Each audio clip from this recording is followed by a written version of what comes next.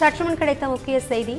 முற்போக்கு மாநிலமாக கருதப்பட்ட தமிழகம் தற்போதைய திமுக அரசின் கொள்கைகளால் குழப்பத்தில் ஆழ்ந்திருக்கிறது என மத்திய அமைச்சர் அமித்ஷா தெரிவித்திருக்கிறார்.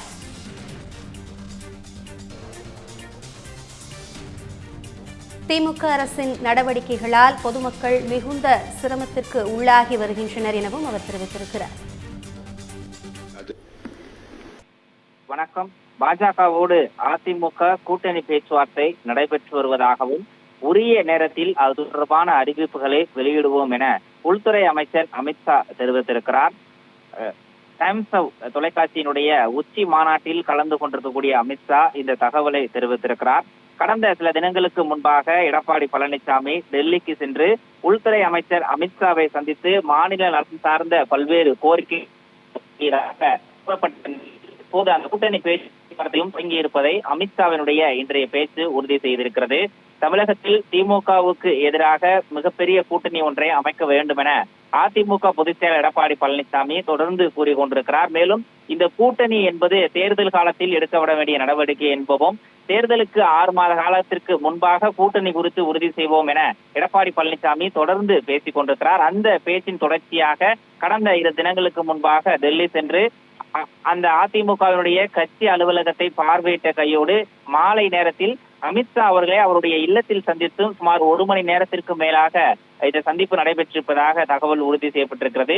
அந்த சந்திப்பின் போது இருமொழி கொள்கை, தொகுதி சீரமைப்பு, கல்வி, கடன், நிதி உள்ளிட்ட பல்வேறு பிரச்சனைகள் குறித்து அமித்ஷாவிடம் கோரிக்கை வைத்ததாக எடப்பாடி பழனிசாமி தெரிவித்தாலும் கூட அதிமுக பாஜக இடையேயான மீண்டும் கூட்டணி தொடங்கியிருப்பதற்கான பேச்சுவார்த்தையே அன்றைய தினம் நடைபெற்றிருப்பதாக சமூக வலைதளங்களிலும் பல்வேறு கட்ட தகவல்கள் பரவி கொண்டிருந்தன. இந்த நிலையில்தான் அமித்ஷா நேரடியாக இந்த தகவலை பதிவு செய்திருக்கிறார். அதன் அடிப்படையில் பாஜக அதிமுக இடையே பேச்சுவார்த்தை தொடர்ந்து நடைபெற்றுக் கொண்டிருப்பதாகவும் உரிய நேரத்தில் இந்த முடிவுகள் எடுத்த பிறகு உரிய நேரத்தில் அறிவிக்கப்படும் என்ற ஒரு தகவலையும் பகிர்ந்திருக்கிறார். அதே நேரத்தில் தமிழகத்தில் திமுக அரசு மீதான பல்வேறு கடுமையான விமர்சனங்களையும் அமித்ஷா முன்வைத்திருக்கிறார். முற்போக்கு மாநிலமாக கருதப்பட்ட தமிழ்நாடு தற்போதைய திமுக அரசினுடைய கொள்கைகளால் குழப்பத்தில் ஆழ்ந்திருப்பதாகவும் அடுத்து வரக்கூடிய சட்டமன்ற தேர்தலில் தமிழகத்தில் தேசிய ஜனநாயக கூட்டணி ஆட்சி அமையும் என்ற ஒரு தகவலையும் பகிர்ந்திருக்கிறார். தமிழ் மொழியில் மருத்துவம் மற்றும் பொறியியல் படிப்புகளை தொடங்காமல் தமிழக மக்களுக்கு எதிராக திமுக அரசு செயல்படுவதாகவும் இந்த கல்வியை தமிழில் கற்பிக்க வேண்டும் என நான் கேட்டுக்கொண்ட பின்னரும் கூட அதனை தொடங்குவதற்கு திமுக அரசு முன்வரவில்லை என்ற ஒரு விமர்சனத்தையும் அமித்ஷா முன்வைத்திருக்கிறார்.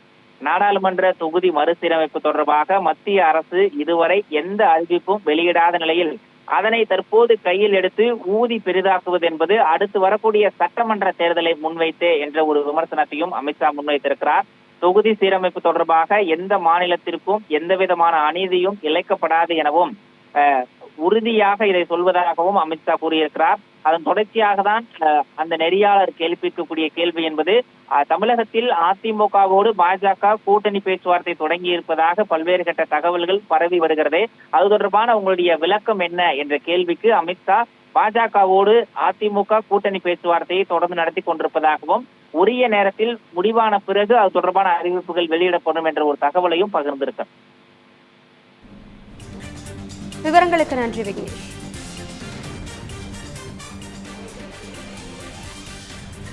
முற்போக்கு மாநிலமாக கருதப்பட்ட தமிழகம் தற்போதைய திமுக அரசின் கொள்கைகளால் குழப்பத்தில் ஆழ்ந்திருக்கிறது என மத்திய அமைச்சர் அமித்ஷா தெரிவித்திருக்கிறார்.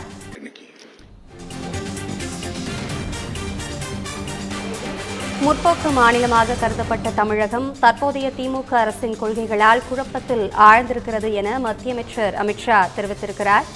திமுக அரசின் நடவடிக்கைகளால் பொதுமக்கள் மிகுந்த சிரமத்திற்கு உள்ளாகி வருவதாகவும் அடுத்து வரும் சட்டமன்ற தேர்தலில் தமிழகத்தில் தேசிய ஜனநாயக கூட்டணி ஆட்சி அமையும் எனவும் அவர் தெரிவித்திருக்கிறார். தமிழ் மொழியில் மருத்துவம் மற்றும் பொறியியல் படிப்புகளை தொடங்காமல் தமிழக மக்களுக்கு எதிராக திமுக செயல்படுகிறது என்ற குற்றச்சாட்டையும் அவர் முன்வைத்திருக்கிறார். மருத்துவம், பொறியியல் போன்ற கல்வியை தமிழில் கற்பிக்க வேண்டும் என நான் கேட்டுக்கொண்ட பின்னரும் அதனை தொடங்க முன்வரவில்லை எனவும் அவர் கூறியிருக்கிறார்.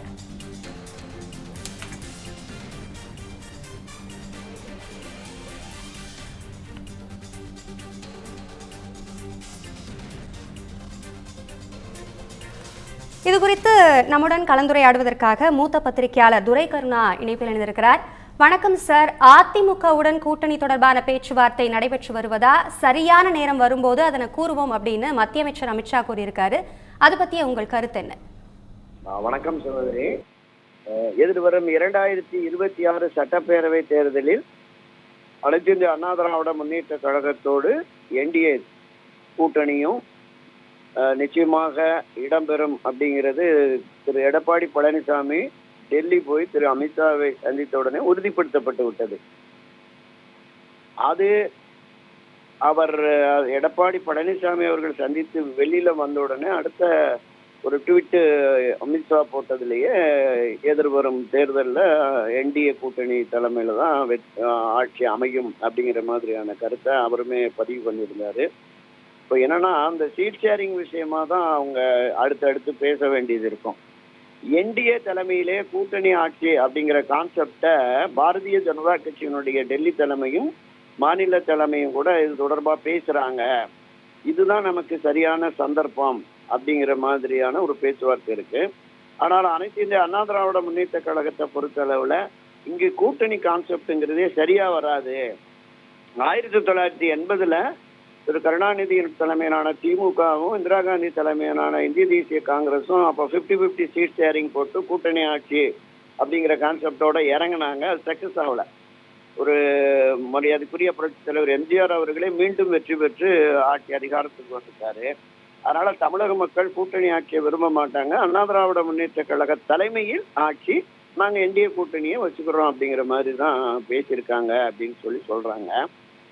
என்டிஏ தலைமையிலான ஆட்சி என்றால் என்டிஏ அதிக இடங்கள்ல நிக்கணும், 100க்கும் மேற்பட்ட இடங்கள்ல நிக்கணும். குறைவான இடங்கள்ல இப்ப 50-50 சீட் ஷேரிங்கிறத அதிமுக ஒப்புக்கொள்ளாத நிலையில் அதிமுக தனித்து வெற்றி பெற வேண்டும் என்றால் 150க்கும் மேற்பட்ட தொகுதிகளில் நிற்கணும். மீதம் உள்ள ஒரு 80-84 தொகுதிகளை என்டிஏ அவங்களுடைய பார்ட்னருக்கு ஷேர் பண்ணி ஆகணும். பாமக, தமாக, தேமுதிக, இருக்கிற ஐஜிகே போன்ற கட்சிகளுக்கெல்லாம் இதையும் தாண்டி திரு ஓபிஎஸ், டிடிவி தினகரன் ஆகியோருக்கெல்லாம் ஒதுக்கி தான் வரணும். அப்ப தனித்து அதிமுக தலைமையில் ஆட்சி அமைக்க வேண்டும் என்று அதிமுக விரும்புகிறது. ஒரு கூட்டணி ஆட்சிக்கு என்டிஏ முயற்சிக்கிறது. இந்த இருதரப்பும் அமர்ந்து பேசி ஒரு முடிவெடுக்கிற போதுதான் நமக்கு ஒரு தெளிவான நிலை தெரிய வரும். என்டிஏ தலைமையிலையா அதிமுக தலைமையிலா என்பது தெரிய வரும். ஒருபோதும் அதிமுக என்டிஏ தலைமையில கூட்டணி ஆட்சி என்பதற்கு ஒப்புக்கொள்ளாது அப்படிங்கிறது தான் என்னுடைய கருத்து. இணைப்பில் உங்கள் கருத்துக்களை பகிர்ந்தமைக்கு நன்றி சார். தற்போது நம்முடன் பத்திரிகையாளர் பிரியன் இணைப்பில் இணைந்திருக்கிறார். வணக்கம் பிரியன். அதிமுகவுடன் கூட்டணி தொடர்பான பேச்சுவார்த்தை நடைபெற்று வருவதாகவும் சரியான நேரம் வரும்போது அது அறிவிப்போம் அப்படின்னு அமித்ஷா தெரிவித்திருக்கிறார். இது குறித்த உங்கள் பார்வை என்ன?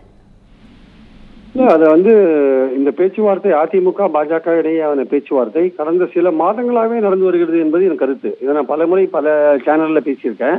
பல மாதங்களாகவே நடந்து வருகிறது. அதோட உச்சகட்டமாகத்தான் அமித்ஷாவை எடப்பாடி சந்தித்தார்.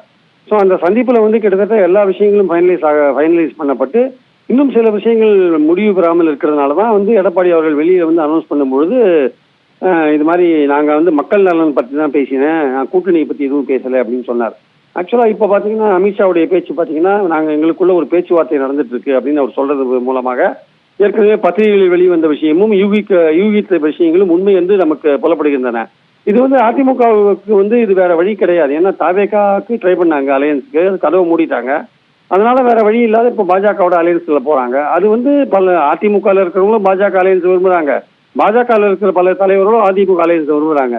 ஸோ அது அதிமுக பாஜக அலையன்ஸ் பாமக தேமுகவோட சேரும்பொழுது அது ஒரு வலுவுள்ள ஒரு சக்தியா மாறுறதுக்கான வாய்ப்பு இருக்கு. திமுக அணிக்கு ஒரு டப் கொடுக்கறதுக்கான வாய்ப்பு இருக்கு. ஸோ இது ஒரு இயல்பான கூட்டணியை அமையறதுக்கான வாய்ப்பு இருக்கு. அதனால எடப்பாடி அவர்கள் டெல்லி போயிட்டு மறுத்தால் கூட உண்மை என்ன என்பதை அமித்ஷா வெளிப்படுத்தி விட்டார் என்பது என் கருத்து. இந்த இயல்பான கூட்டணி தான் அமையும் எதிர்காலத்தில் என்பது என் கருத்து. ஆக்சுவலா இணைப்பில் உங்கள் கருத்துக்களை பகிர்ந்தமைக்கு நன்றி சார். இது குறித்து தங்களுடைய கருத்துக்களை பகிர்ந்தமைத்ததற்காக மூத்த பத்திரிகையாளர் கோலாகல ஸ்ரீனிவாசன் இணைப்பில் இருந்திருக்கிறார். வணக்கம் சார். அதிமுகவுடன் கூட்டணி தொடர்பான பேச்சுவார்த்தை நடைபெற்று வருவதாகவும் சரியான நேரத்தில் அதனை அறிவிப்போம் அப்படின்னு மத்திய அமைச்சர் அமித்ஷா தெரிவித்திருக்காரு. அது மட்டும் இல்லாமல் 2026 தேசிய ஜனநாயக கூட்டணி ஆட்சி அமையும்னு அவர் தெரிவிச்சிருக்காரு. இது குறித்து உங்கள் கருத்து என்ன?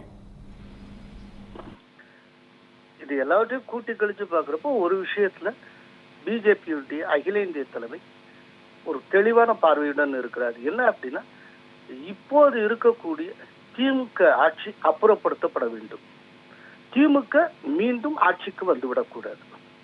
ஸோ 1 பாயிண்ட் அஜெண்டா அப்படிங்கிறது டிஎம்கே கவர்மெண்ட் திரும்ப இன்னொரு தடவை ஃபார்ம் ஆயிடக்கூடாது அப்படிங்கிறது.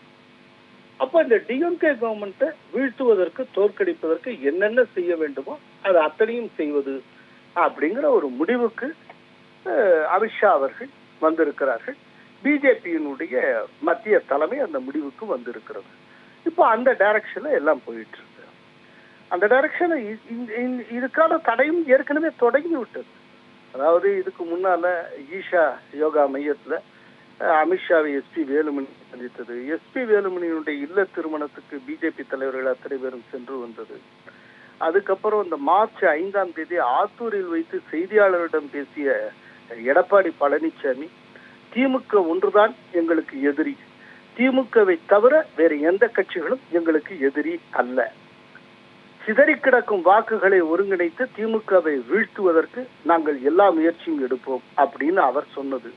இதனுடைய தொடர்ச்சியாக இந்த சந்திப்பு, அதாவது எடப்பாடி பழனிசாமி அமித்ஷாவுடைய சந்திப்பையும் அதன் தொடர்ச்சியாக டைம்ஸ் நவ் சம்மிட்ல நவிகா குமார்ட்ட அமித்ஷா கூறியிருப்பதையும் நாம் பார்க்க வேண்டியிருக்கிறது. அதே நேரத்தில் அவர் இன்னொன்னையும் சொல்லியிருக்கிறார், தேசிய ஜனநாயக கூட்டணி ஆட்சி அமையும் அப்படின்னு அவர் சொல்லியிருக்கிறார். அப்படின்னா தேசிய ஜனநாயக கூட்டணி ஆட்சியை அமைப்பதற்கான ஒரு சாத்தியத்தை நோக்கி போய்கொண்டிருக்கிறார்கள். அதை சொல்றப்பவே அதிமுகவுடன் பேச்சுவார்த்தைங்கிறத சொல்லியிருக்கிறார். ஸோ அந்த விதமான ஒரு ஆட்சியை அமைக்க அதிமுகவும் இணக்கம் தெரிவித்திருக்கிறது அப்படின்னா நாம் புரிந்து கொள்ள வேண்டி இருக்கிறது. ஸோ முதல்ல எலெக்ஷனுக்கு ஒரு வலுவான ஒரு அலையன்ஸ் தேவை. ஏன்னா டிஎம்கே பக்கம் ரொம்ப வலுவான ஒரு கூட்டணி இருக்கு. அதை வீழ்த்தணும்னா இங்க ஒரு வலுவான கூட்டணி தேவை. அதனால ஒரு வலுவான கூட்டணியை நோக்கி பிஜேபியும் நகர்ந்து கொண்டு இருக்கிறது, அதிமுகவும் நகர்ந்து கொண்டு இருக்கிறது. உங்கள் பார்வையை பகிர்ந்தமைக்கு நன்றி.